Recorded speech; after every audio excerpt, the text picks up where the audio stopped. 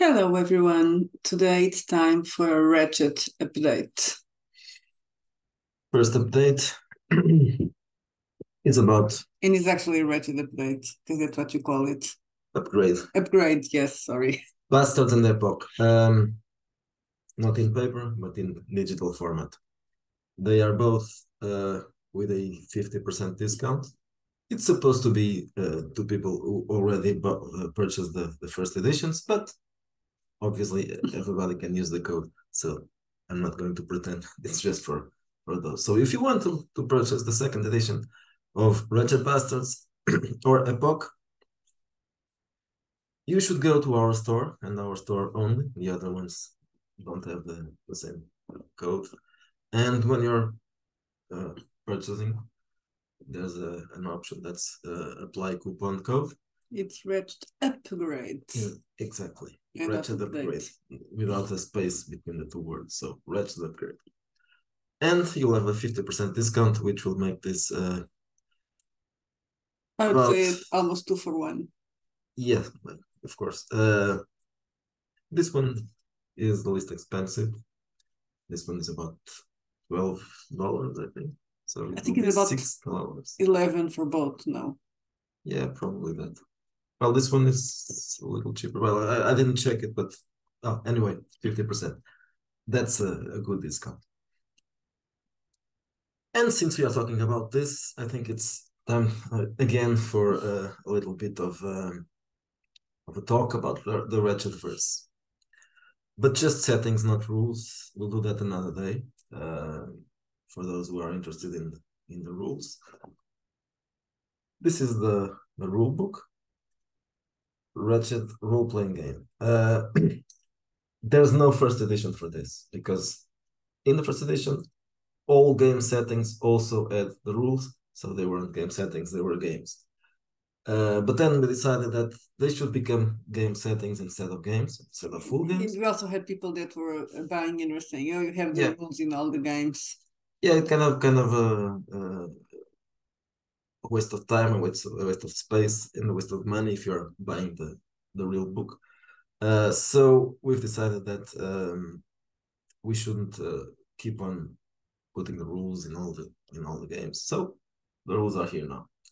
And I'm thinking about eventually doing a companion with the optional rules and new rules that are published as Wretchedverses because Wretchedverses are only PDF, and I know that some people prefer to have it in paper. So to have a paper format, just a few pages, it's not really a good option, but an anthology will make sense. So we'll talk about this in with more detail in another video about the rules. Now let's talk about this should be the first one. The real Wretchedverse that are our settings. Okay, Wretched Bastards was the first one. She wrote it. The game setting. It's our dark fantasy game. And spaghetti punk. Spaghetti fantasy. Not punk. Yes, spaghetti punk fantasy. And inspired by both bad movies, bad fantasy movies of the 80s. So those Conan clones, and some of them have nothing to do with Conan, but we should call them Conan clones. That still, so some of them Italian as well as the spaghetti westerns, which also have a.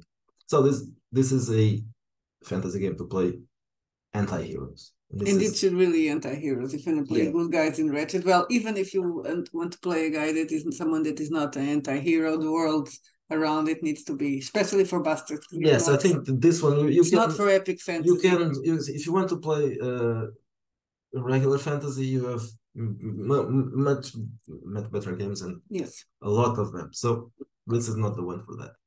I think that for the other games, for the other game settings, you should probably use the option that is virtue. This is our alignment, by the way, if you don't know. Instead of a common alignment. Let me pause the book. You can continue talking because this is bad product placement. I need to make like a. Yes. So we have an alternative to the alignment. which is called Virtues and Vices, or Vices and Virtues. When we published Bastards, it was just Vices, the 7 sins. So you choose one, and then that you will play that character, not obviously only like that, but that's your main weak spot or strong spot. I don't know, and you will gain experience points and some other stuff if you align your behavior with that sin. Later, we introduced as well the virtues for people who would want to play it as a truly wretched game. But I would say that Bastards is more like a wretched, the most of them, because it's the first wretched game. If considering the Wretchedverse, this takes place in the fictional Earth, alternative Earth that is called Antilia. So, and that's why it might sound a bit strange that a fantasy game, even if it's a low fantasy game, is in the same universe as the others, but it is, because the place is called the place where the setting takes place is Antilia, but Antilia is Earth in another in an alternate reality where there are elves and yes, and the humans aren't a real race. They are an experiment, a DNA experiment created by aliens. Ancient aliens. Aliens, obviously, it must be aliens. And the ancient aliens created, and that there's another curiosity about this.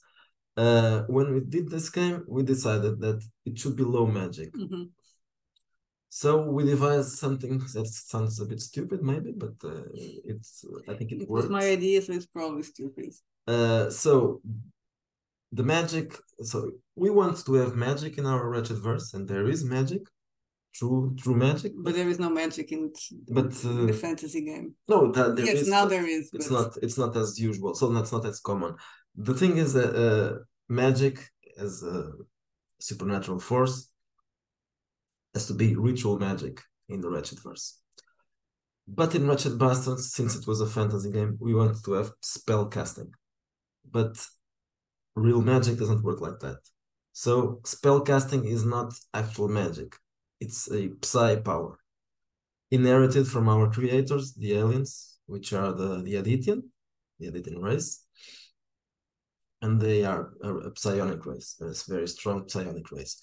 And when they created these genetic mutations that are the humans, they inherited partly, not entirely, but some people have the innate ability to use Adityan magic.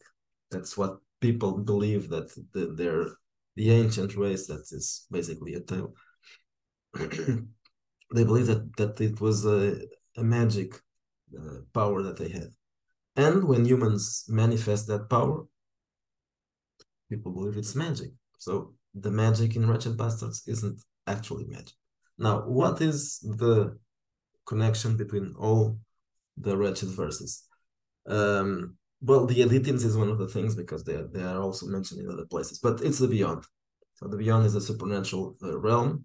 It's not really mentioned a lot in Bastards. It's like the super glue that makes all the different alternate universes and dimensions stick together.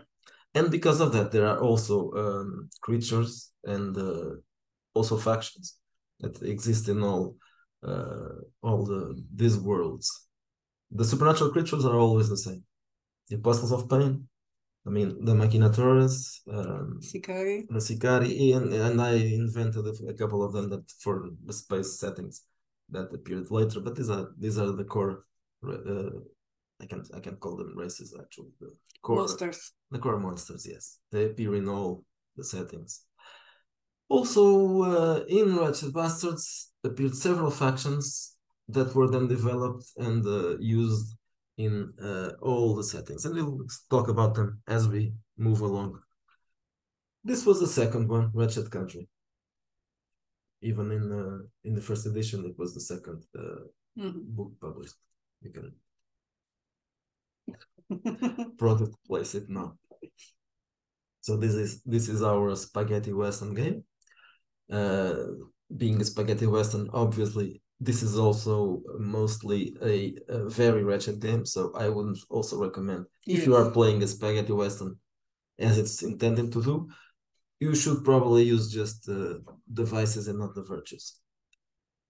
But if you want to play a traditional western in wretched country, you can, because there's a setting there and several scenarios where you can play a regular character from a traditional western and American western. In that case, yeah, probably virtues and vices, or even just virtue. Why not? I wouldn't play that game, but that's possible. If you want to play White Hat Cowboys, you can. But yeah, those like those 30s Cowboys from the 30s are kind of I don't like that. At least something like a John Ford movie. Those are probably balanced. Okay, so this is Wretched Country, and as Wretched Bastards, as we mentioned before, there are connections. The Beyond, this is also a Weird West, but this is not just a common West, it's also a Weird West. There's magic, there's shaman magic, there's ritual magic for Westerners, if you want to. And what else? What can we say more about? Well, what's the mix? Because the way it was, there's a big difference from the first edition and the second edition, right? Yeah. There was an expansion. Yes, it's yeah. So this one, it was a shorter one, a very short one. Yes, a lot of content added. Well, yeah, with adventures also. The rules were removed, obviously, as in all of them, and the first one was a bit strange because it was something strange things that I do. It contained the rules for playing a Western, and it had a small setting, which is called Hellstone. It's a boomtown in southern US. And it had an adventure. The adventure was the strange part. It starts as a horror story, or an horror scenario, a contemporary, well, not exactly contemporary.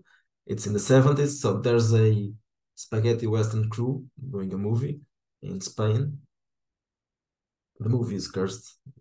The screenplay is cursed, and it has been flying around in Hollywood for years. It was never finished. So meanwhile, an Italian producer purchased the rights for that movie, and they are doing it in Almeria. And what happens? What happens is strange things start going on set and with the actors and even some NPCs. Basically, they are moving to the film. Yeah. So the story takes place in Elstone, and the characters who will be either actors or crew members for the team that is doing the movie, they start losing contact with reality, and they start slipping away into the world of the Western, which is Elstone. And the idea is that this is a transition. So you start by playing real world people, and then you will play cowboys in the wretched setting. Now it's not that like that. Well, that scenario is still there. The adventure is still there. But yes, there are others, and the other ones are strictly westerns, even though they have supernatural elements that you can use or not. So not to be Weird West, you can use the themes for Weird West, or you can avoid them. That one obviously is a Weird West, kind of a Weird West. Okay, so that's Wretched Country. Let's talk about the next one, Epoch, which is the other one that is with a 50% discount. This one will also be sooner or later. Okay, so Wretched Epoch was at the time probably our best seller. Maybe it's still, I don't know. It's an investigative horror setting taking place in the 19th century, and in Paris, not in London, or usually it's London. We chose Paris because our main source of inspiration, well, two main sources of inspiration are The Adventures of Adele Blanc-Sec, which you may know as a movie, and it's also a graphic novel of the 70s by a guy called Tardy, which is a French artist, or was a French artist. I'm not sure if he's still alive. In the European, well, especially French and Belgian, bande dessinée always sold a lot in Portugal, probably more than comics. Now, yeah, I don't not know, now. but in the past, yes. Until the 90s. You had Asterix and Lucky Luke. And Adele Blanc-Sec probably wasn't the best known, but it was commonly known. So that's one of the main sources of inspiration. The other is Umberto Eco's book, The Prague Cemetery. And obviously there are other things like Arsène Lupin and what else? Rocambole, even though I never read Rocambole, but it's the kind of pulp, kind of. It's not really pulp, but it's I'll say all the pulpish, pulpish European pulpish of the time. Of the time, because that's before the time of the pulp. So beginning of the 20th century and some even the end of the 19th century. So that's obviously there's a little bit of Lovecraft there. Also because Adele Blanc-Sec already has some Lovecraftian inspiration in it. That's why there's a giant octopus on the cover. It's not supposed to be about the elder ones or the elder gods. It's a mix of everything. But you can use them if you want. You can have cultists. You should have cultists, mad scientists. Yes. And we're not going to talk about the setting itself, but just know that it's a partly historical, partly not real history, but mostly it's a slightly darker version of history. So it's historical, but then it's taken into a darker aspect of things. So it's more interesting. And more interesting, of course. And a lot of the weird science that actually people at the time thought that was accurate. Another thing that's in the cover here, the pterodactyl is taken from Adele Blanc-Sec. So there are mad scientists trying to resurrect extinct creatures like pterodactyls and hominids, and also people, obviously, like Dr. Frankenstein. Well, and archaeologists, probably not here, but that go on expeditions. Yes, and that also. And mummies and all that. Mummies, and vampires. And curses and vampires and werewolves. Oh yeah, that's another thing that we adapted in the meantime, because that started happening when we edited the horror game. Supernatural races started to be a possibility. So let's say that maybe you can play a werewolf in Wretched Country, and maybe you can play a vampire in Wretched Epoch. Why not? There are vampires living in the catacombs, and there's also stories for that in Wretched Epoch, plot hooks and all that.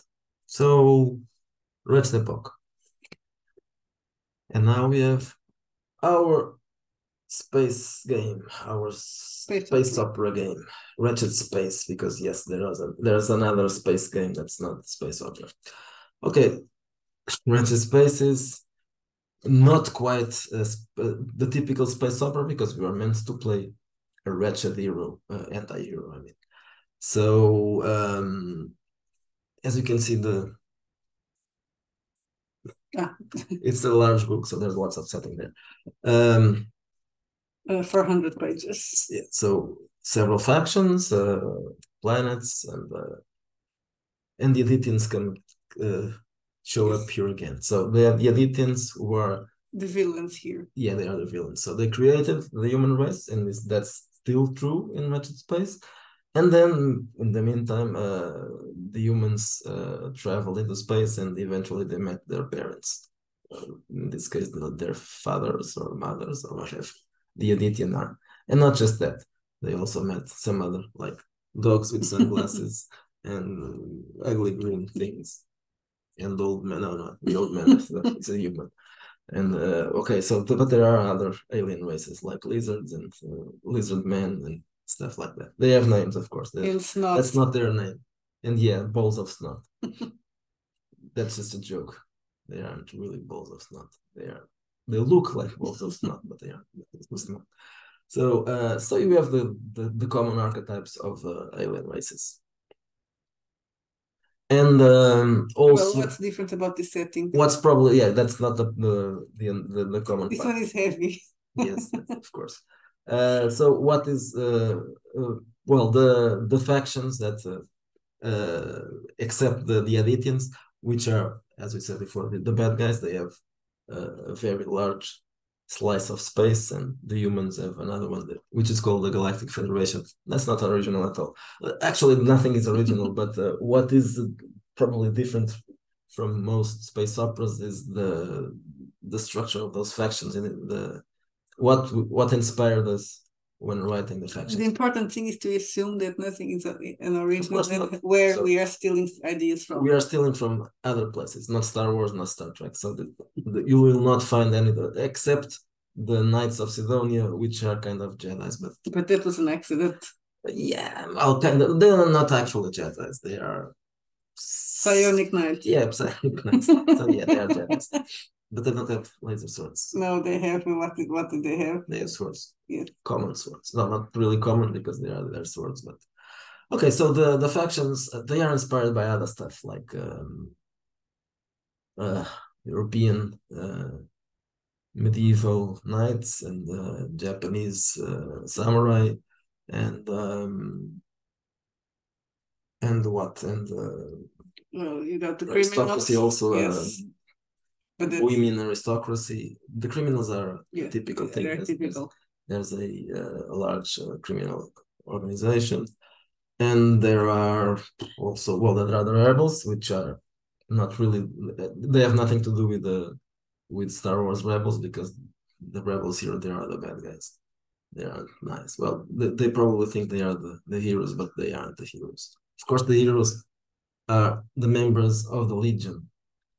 Yes, the which is Legion. By default the place where your characters they are heroes, but anti-heroes, obviously. They are people that were condemned to large sentences or even death, but they are pardoned and they are given a very old and battered spaceship, and they are sent to patrol the areas of space where no one wants to go. And they have an implant in their heads. Yeah, that will explode if they try to. Yes, or try to run away. They will be killed. So that's basically the setting for this. That is very rich. Yes. This is Wretched Vigilantes. This was written half by myself and half by the OGGM, Michael L. Strauss. This is a superhero or a super anti-hero game. As you can see by the cover, it's inspired by Sin City and stuff like that, and the Punisher and Daredevil. So Iron Age comics and noir, obviously, because that's also one of our big sources of inspiration, noir movies and noir stories. So this is Wretched. So they are heroes, but they are anti-heroes as well. It takes place in a city that is that shows up in other games. It's called Hammetville, and Hammett comes from Dashiell Hammett. That's obviously noir. So what we find here? We find here a large description of a city, Hammetville, and characters from Hammetville, but also obviously the heroes and the villains, or the anti-heroes and the real villains. In this case, it's a question to ask who are the baddies? Yes, it's strange. They're all kind of baddie, but some of the baddies are the baddies that you are supposed to play. Well, you can play the others one. You can play the real villains if you want. Anyway, this is about. It's not super. No, called Vigilantes. Yeah, powers should be limited. It's street level heroes. You're not playing Superman. You can play Superman here. So there was in the 80s there was a project called Prometheus, that used a drug, like a super soldier drug, that was used to create super soldiers or super beings, who formed the first batch, and the second and the third batch of vigilantes in Hammetville, and then it expanded into other places. Time went by, and then they were financed, obviously, by the mayor and in other places by their creditors to fight crime, obviously, because that was a problem at the time. Eventually, the vigilantes took care of crime in Hammetville and in other places, and they lost their support and they went into retirement. But then, after some years, crime came back again, and they decided that they had to create a new batch. But this time things didn't go that well because after a few years, not many, the new heroes were a little bit more powerful than the first ones because the serum was a different one, and because also they had a different kind of equipment and already cybernetic implants. This is a more recent thing. They decided, well, they fought crime, they were winning, but then they decided that they would be the crime, the organized crime. They would take it on their hands and they would control it. And then what happens? Well, the player characters will have to be playing the old guys, the first vigilantes, who are out of shape. Some of them are old already because years went by. And they need to 10, come out of 20 years. retirement to take care of. So they'll have to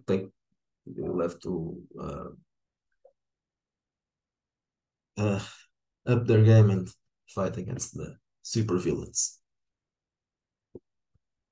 There are a couple more that aren't here as yet. Well, one isn't. We are still waiting for it. Darkness in paper, yes. Wretchedverse is our New Flash. And New Flash is being done still. The next two ones are smaller game settings. This is Orbital Decay. It's a space game, and it's supposed to be intermediate between New Flash, which is a near future game, cyberpunk, biopunk, psypunk, inspired by William Burroughs and Cronenberg movies, and a bit of William Gibson because there's still a kind of a cyberpunk atmosphere, even though there's not lots of cyber technology. It's more like biotechnology. This one is the version of New Flash, but in a more distant future, already during the space exploration and creation of colonies and space stations and all that. So this is a horror. It's more of a sci-fi. Horror thriller. It's harder sci-fi. I mean, it's harder sci-fi. Yes, especially comparing so with the space. Not really hard because we don't do really science, but grittier. That's it's grittier. It's that's the word that we use always. That's there, gritty sci-fi. Yes. So it's gritty. It's supposed to be about 100 and something, maybe 200 years in the future, and it's like Alien Outland kind of game. So you are playing people who are working in space, and things will not be good, and it will never run like it's supposed to. So it's a game for not big campaigns probably, but small stuff.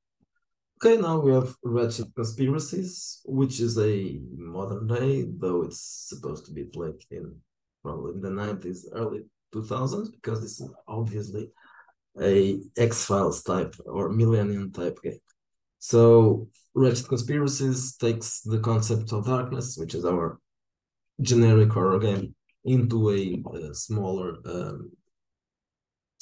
style of well, it's a specific style of horror and paranormal, supernatural and paranormal. So you have there supernatural creatures, and you have cryptids and aliens. The aliens obviously are our aliens, even though those also can appear.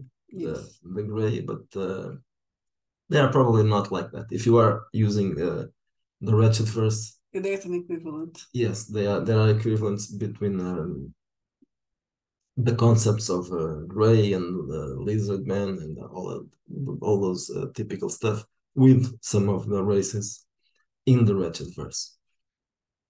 So as I said, there's new Flash as well. I can show it because well, I could show the first edition, but I'm not going to because I don't want to do to buy first edition. I want to do my second edition, so that's it.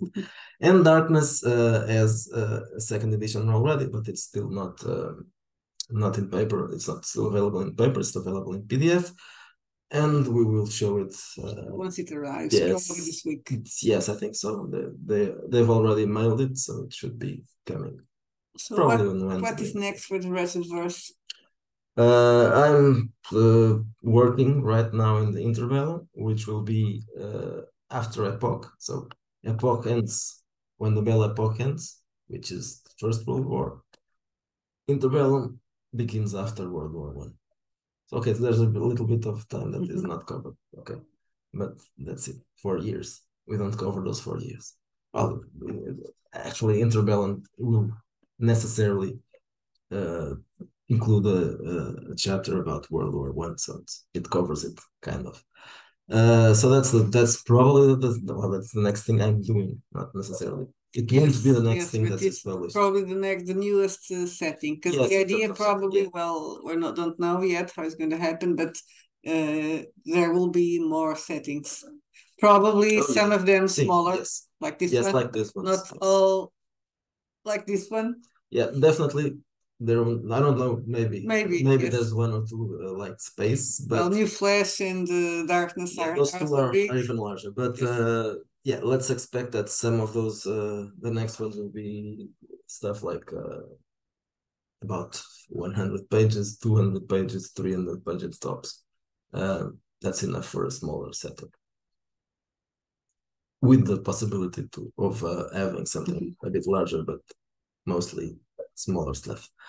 Okay, so that's it. We'll talk about rules some other day, and we'll have some more news, especially about the newest releases, which will be definitely in paper, Wretched Darkness. And that's it for now. Bye-bye.